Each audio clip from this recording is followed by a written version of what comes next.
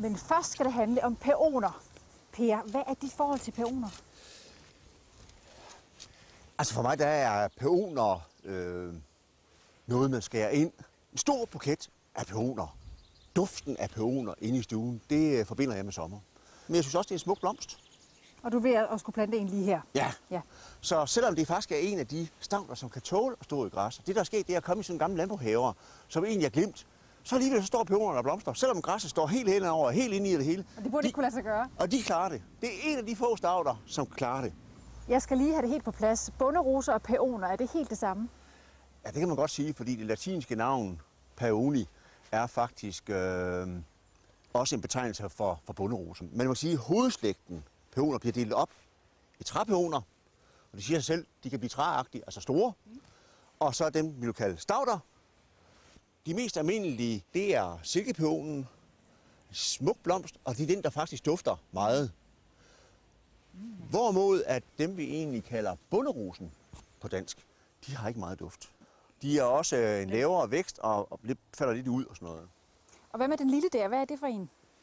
Det er en trådpæon, og det kan man jo se, at løvet det er tråde, og derfor hedder den trådpæon.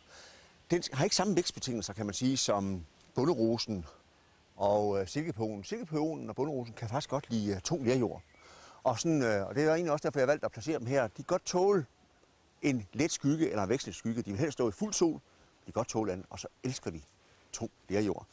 Den her vil godt have mere almindelig dansk havejord. Hvordan kommer blomsten på den her så til at se ud? Den kommer til at meget at minde omkring den her, der hedder en kaukasisk pæon, som er gul og i øvrigt meget, eller også dufter. Så den har lidt, altså også det der enkle, som den her silkepæon har, som jeg også synes er smuk med de gule støvdrager, der er derinde.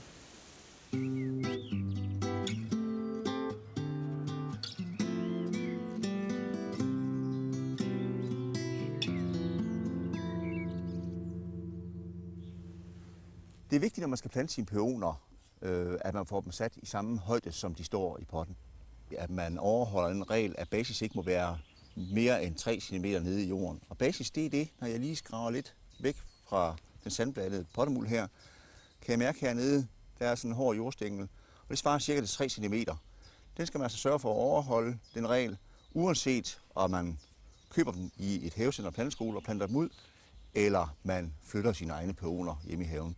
Og så skal man ikke blive forbavset, når man planter sine pæoner om, at det kan tage 1 til 2 år, inden de for alvor blomster rigtig righoldigt igen.